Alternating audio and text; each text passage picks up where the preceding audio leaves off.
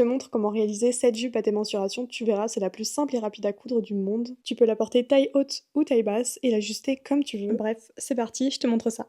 On commence par le patron et comme tu peux le voir, c'est juste un rectangle. La largeur, c'est le tour de ton bassin divisé par 2 plus 6 cm et la longueur, tu peux choisir la longueur que tu veux et rajouter 5,5 cm.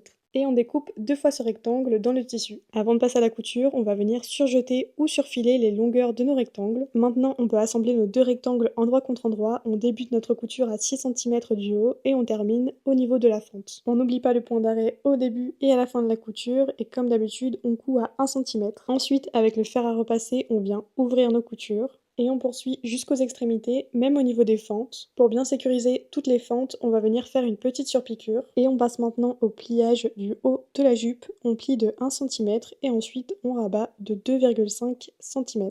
Tant qu'on y est, on en profite également pour préparer l'ourlet du bas en faisant 2 plis de 1 cm.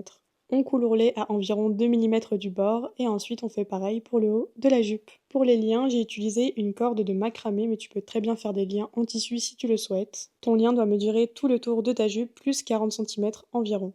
Et maintenant on va tout simplement le passer, donc on commence à rentrer par la droite, on le fait passer tout autour de la jupe et on ressort à droite. Il ne reste plus qu'à faire passer le second lien, mais cette fois-ci on fait la même chose de l'autre côté. Et voilà, tu devrais obtenir quelque chose comme ça, je fais des petits nœuds au bout des liens pour éviter qu'ils partent. D'ailleurs, je me tâte à faire une version avec des poches invisibles, donc si le tuto t'intéresse, dis-le moi en commentaire.